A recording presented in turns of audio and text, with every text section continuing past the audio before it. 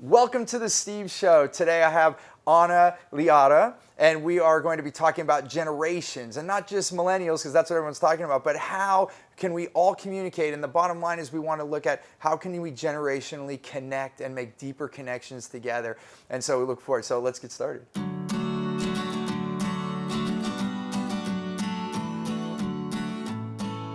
So welcome everyone. As I said earlier, I'm here with Anna Liotta. Oh my gosh, and I'm Italian and I messed that up. Oh, hey, wait. Yeah. Well, you know what? You're off the hook because it's a Sicilian dialect. I know, well, I'm a quarter Sicilian because my mom is half Sicilian. Okay, then you're not So off the now hook. I get a slap, and my mom is named Anna as well, and so I'm going to get double slapped now. Oh, my God. So we're here today because so many people talk about different generations, and especially everyone's talking about millennials right now. But what I like about what Anna talks about is that she talks about all different generations because hey, we're living amongst ourselves, and it's all multi-generational. You have baby boomers, millennials, the global stuff that's happening now with the new young ones, and so I'm having her here talk because, as many of you know, I'm all about connecting with humans, and if we know each other a little bit better and we understand, because wherever you're at, if you're like I'm a Generation X, if I only think Generation X, then I'm disconnecting from the other 5 groups that are alive, That's right? right. That's right. So maybe share a little bit of like, how did you get so excited about this to make this your life? Well, I came by it quite organically, frankly. I am the youngest girl of 19 children. 19. 19, exactly. Oh One my nine, gosh, exactly. yeah. So between my siblings alone, they have 56 children, and their children already have 70 children. So I am an aunt many times over, but I actually grew up in a household of 6 generations. My father would have been 95 years old this year. Oh, man. And so I grew up really kind of immersed in this multi-generational dynamic, and always really curious, why did my dad see the world the way he saw it? Right. And so about 26 years ago, I actually started doing research around the generations. I didn't know what it was then, Right. but what I started to notice is that you could start to tell how people were responding and reacting to their preferences around leadership or selling or service based on formative experiences. And so what I evolved is a work around what I call generational codes. That's kind of my IP. Okay. And what we know from knowledge studies is at about age 7, our brains start to make logic. If this, then that. And between the ages of 8 to 18, we're watching the world, the leaders, the icons, and when there's an event and it's paired with an emotion, it creates an imprint. The higher the emotion, Right. the deeper that imprint. So when we want to understand how do we best lead, sell, serve, be with the people in our lives professionally or personally, understanding their imprints or their generational codes gives us a beginning. It's really kind of like they don't know it, but there's this whole algorithm running in the background Right. that's shaping their actions, their reactions, their choices about who to follow, who to trust, Right. who to believe, and you know what? When should I work and when should I rest? Right, which she knows it's a big thing for me. That's why she's bringing it up, because balance and lifestyle, as as the viewers know, that's huge for me. And we Yeah. talk a lot about how can we do that. And I'm curious with that, since you brought it up, it's like how do you look at that, like the lifestyles of the generations and how that's changed? I mean, do you think we're going, back? I mean, because there was a time where you worked a certain amount of years and then you had a retirement, which wasn't so balanced either. That was like work, and then Stop. now time, and then people actually die. Yeah. Because there's nothing to do. So, and then how that fast forwards to today and like what the youth are thinking about balance. Maybe share a Well, little. it's really interesting. Let me give you a 4-generational look on Okay. this, right? So the 4 generations that we most have actively in our workplace right now are our traditionalists, our baby boomers, Gen Xers, and the millennials. Now, the interesting thing is when you look at their code and their formative conversation, our traditionalists thought of themselves as laborers, right? You got a job, you got on with the job, you were grateful to have the job because there wasn't enough in their formative years, and they were loyal to the company. And so they worked 30 years, it was hard work. You said, they knew that they were going to retire with that company. Our baby boomers come along, and there were 80 million of them born. So pretty much everybody was a competitor, right? This was like a kill or be killed. This is our first generation of workaholics. We didn't actually have that word until baby boomers entered into it, because that 80 million competitive state made them constantly bleed company colors and be proud of 80-hour work weeks like a badge of honor. Right. So we have those badges in my family. Exactly, right? Yeah. So they came on and they were workaholics. Now the interesting thing is their kids, the Gen Xers, saw their parents bleed company colors, and then all of a sudden in the Gen Xers' formative years, they came home with a little slip of paper. What color was it? Pink. It was pink. Exactly. It was a Like pink my slip, shirt. right? On your shirt, exactly. And so Gen Xers, no longer were they thinking loyalty is a two-way street. They now knew that loyalty was a broken contract. So our boomers thought of themselves not as laborers, but as employees. You ask a baby boomer, what do you do? Yeah. And they say, I work for. And they lead with the company. Gen Xers are now free agents. They know that the loyalty is not two ways, so they think of signing a contract and working it, working it hard, doing a good job, but not being there forever. Then our millennials come along and they're talent. They are not loyal to institutions and organizations, they're loyal to themselves.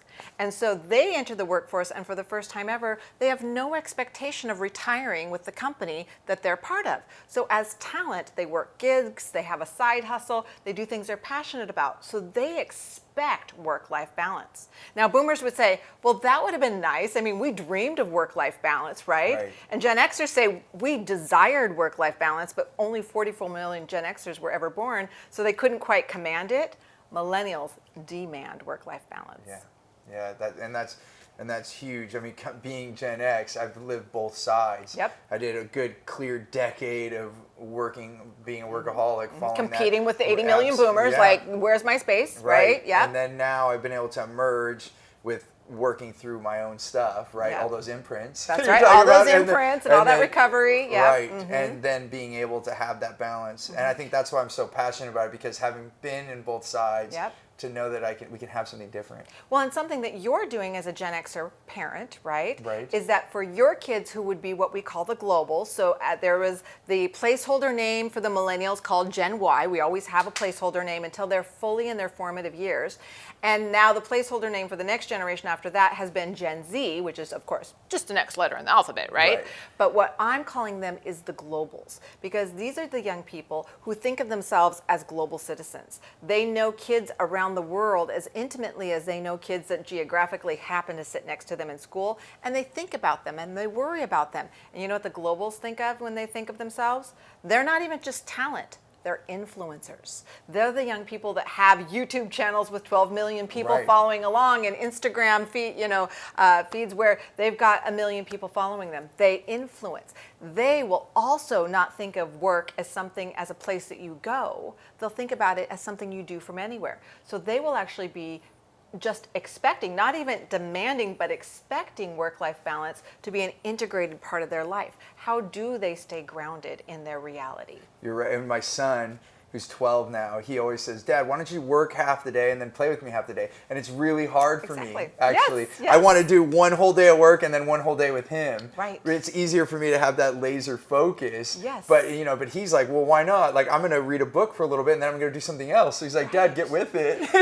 That's his formative experience, because you've created an abundance in his formative years that allows him to think about how he is in the world in a way he has an expectation of having balance of both work and, because the globals will not define themselves by their work. That will not be their identity. They will do good work, but they will also do good things in the world from a young age. Many times our traditionalists and our boomers waited to create significance. You got a career in place, you spent those 20 years, and then you were about creating significance. And Gen Xers came along and they didn't want to sacrifice themselves on the altar of work, but they had to compete with the boomers. So it kind of came a little bit earlier, but still, good way into their career where they recalibrated, as you did, right? You said, wait a second, right? Now our millennials recalibrated even earlier, and in their 20s, they're saying, absolutely not, I'm leaving this job, or I'm leaving this because it doesn't match my heart, my passion, what I want to do in the world. And of course, the older generations are like, hey, that's not fair. I would have liked that. What happened here? And the millennials are saying, I watched you, or I heard your story, and I believed you when you said, do what you love, and the money will follow. And so they're saying, I want balance now. Right. Well, it's crazy. I've said this, I think, on the show before. My grandfather always said, do what you love and the money will come. He said that all the time. There you go. And when I told him I was going to go to film school, he said, oh, good, get that out of your system so then you can find a real job. And I said, wait, time out, Grandpa. This is exactly what you said. And he said, good, good job calling that on me. Yeah. And he said, go live your life. And Yeah. so, and he was a pretty stern man. I thought, like, even But he didn't saying write that, a check for you, right? Yeah, no, he didn't say, go live your life and here's the money to do it. No, he's like, go figure it out. Yeah, that's right. Yeah. Yep, that's it. And this is like amazing insight, because you think of, personality testing. This is like taking and learning something that we can implement so you can know like who you're talking to and start thinking of the things that happen in their life that set those imprints, those are the precedents, what they believed in and how they lived and how that makes an impact in our relationship, like with what we're saying, what we're talking. I often say we need to get on other people's maps because if I don't understand you and I just talk, then we're having a disconnect. We're not actually connecting. So having this information, I can see how it's a wealth of knowledge. And so I guess, how have you seen it impacted in like your clients and in your life? In your life, how does it allow you to, and before you answer, I forgot to say that we're right next to the San Francisco International Airport because we're actually at the National Speakers Association conference, and I'm going to be doing a series of episodes. And I'm just pulling out some of the people that are amazing that I met here at the conference, and some of them I already knew. And so that's why we get the privilege of sitting here with Anna. And she's about to go catch a flight, actually. So thank you for taking the time. And now I'll go back to the question. Yeah, There's a little pause break. Why you hear jets flying over us? So how does it influence your communication and specifically your connection to other human beings? Well, it's so great what you were saying, because the whole dynamic of generational codes is at play whether we know it or not. And so with my clients, what I've been able to do is call it forward such that they have access to impacting it. When it's operating in the background and we haven't distinguished it, we haven't pulled it forward, it can be running us. And then we're kind of confused. Why aren't we getting the results we've always gotten with the actions we've always taken? Well, oftentimes, if we were communicating with someone from our generation, say we were baby boomers, neither of us are, but say we were both baby boomers, and we went through the sales cycle in the way that we like. And so we've got these systems in place. But all of a sudden, the decision maker is a Gen Xer. And they don't want to schmooze and kind of shoot the breeze and find out all about your vacation and your kids and your hobbies. They're like, cut to the chase, get to the bottom line. What's the value? By when will you deliver it? And then you have permission to ask me about my kids. Because Gen Xers don't lead in relationships by self-disclosing. They're all about cut to the chase, get to the bottom line. So it's not that boomers were right and Xers are wrong, or Xers are right and boomers are wrong. It's about being able to recognize, oh, that's their code, and pivot, be nimble, shift. So what I started noticing is when you are aware of the different generational codes and you can start to recognize them, people think you're more handsome. Right. They think you're smarter because all of a sudden you're resonating on their vibrational code. Right. You're connecting. And one thing I always say, because sometimes they're not going to have the wealth of information you have, although maybe now some people know you. Yeah, exactly. Come find out. Yeah, and you can learn a whole wealth of knowledge from her, and it will help you. But one little thing that I always use when I don't know is I just actually ask a lot of questions, and I get to know that person. Just by noticing the other person instead of being on our map, where you can so quickly just get to the chase sometimes. And I'm not saying, and I agree, like the smoothing, like you're getting connected and you have that, but you can actually just ask questions and notice where they are a little bit more. If you but it's only, that's like a teeny little bit that you can do, and that's why having this information will much more quickly get you there. So it's very powerful. So I'm curious, how has it impacted your life personally? Like knowing all this now, and I'm sure being with your family, I'm just curious, how does it impact you personally?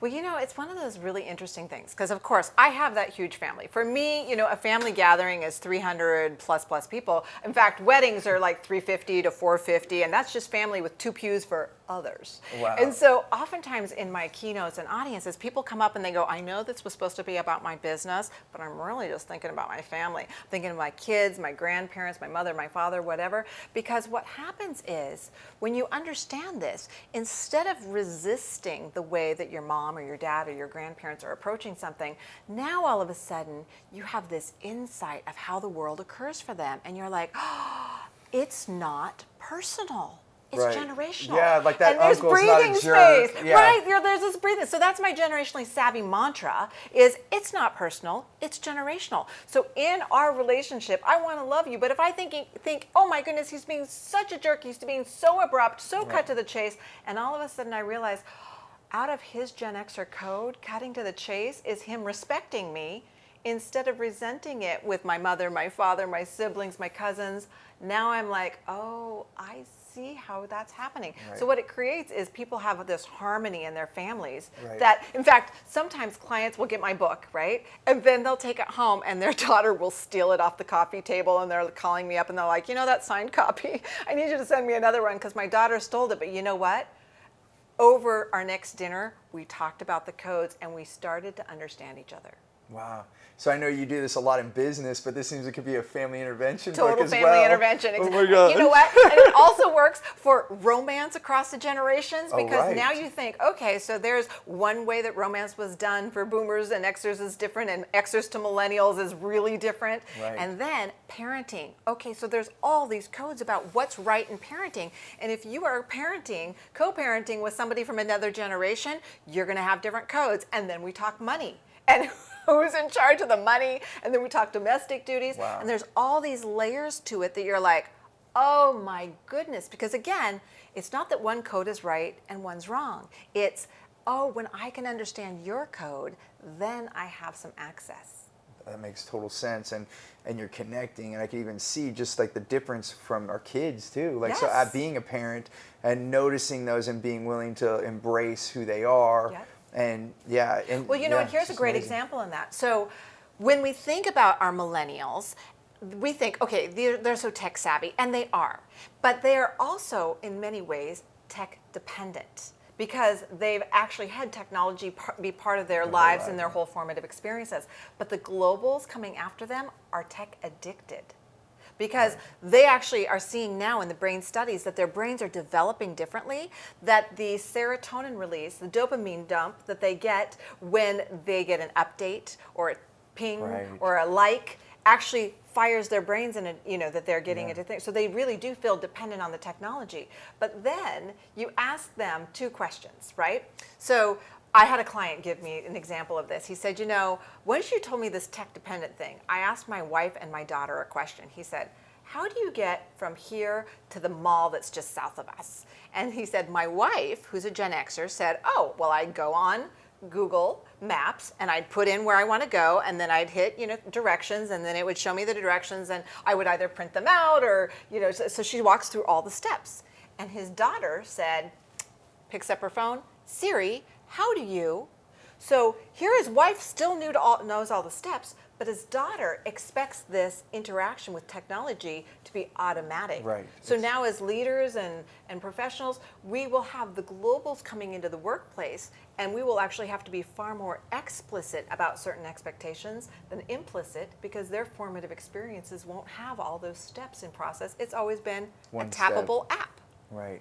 One step. Yeah, that's remarkable. And you can see how that's unfolding. Yes, Yeah. exactly. Yeah, like everywhere you look. Yeah. And it can be so frustrating because it's moving so fast that now you go back to the relationships. One of my sisters, she's in her 60s, and we could not get her to. I didn't say which part. Yeah, that's right. Because you're 19, exactly, so you're good, right? There's somebody in all. How of it, many right? boys and girls? But There's 13 girls Okay. and 6 boys. Okay. Yeah, but I can't break that down for nieces and nephews. I should know that answer, but okay. But that's a lot. Yeah, It's a lot. It's okay. It's a Yeah. moving target. You have There's to have always a more, book right? that There's goes with always it. more. That's right. I need like a spreadsheet. crunching the Or number. Siri. It's Which Siri. which Where are my- niece? Where are my Like, nieces and yeah. nephews? Exactly. Thank goodness for Facebook. Oh my God. So one of my sisters, we could not get her to even get an email, right? She was so tech resistant. She's a boomer. Okay. And then she started to have grandbabies. And she is incredibly facile now on FaceTime because she's got 12 grandbabies, right? Yeah. So she said, oh my goodness, I have a perfect generational moment. For me, generational moments is when you're in the middle of an interaction with a family member or a colleague and you all of a sudden have the aha or the insight. This is not personal, it's generational, right? So that's Right. my generational is, moment, yeah, right? That's that thing. So she calls me up, she says, we just had a generational moment. My son called me and he said, Mom, Adelaide just walked past the computer the other day the computer was not on, but she looks at it and she says, "Hi, Nana," because to her, Nana is always on FaceTime. In her world, technology is always there. She doesn't feel like she doesn't see her grandmother. It's her portal, right? So here we have the globals growing up, and how it's now affecting their interpersonal relationships is they have this intimacy, whether she sees Nana in person or on FaceTime, that we're always connected. Right. And I've seen that, like my grandmother who's 90, 91 right now, she we just got her an iPhone. She can just hit click, and then boom, there we're on video. There. And it's really to that you can be anywhere. Like, I mean, the way that I look at it, and I've said this before, is I'm embracing technology, embracing the future, but I'm also looking back.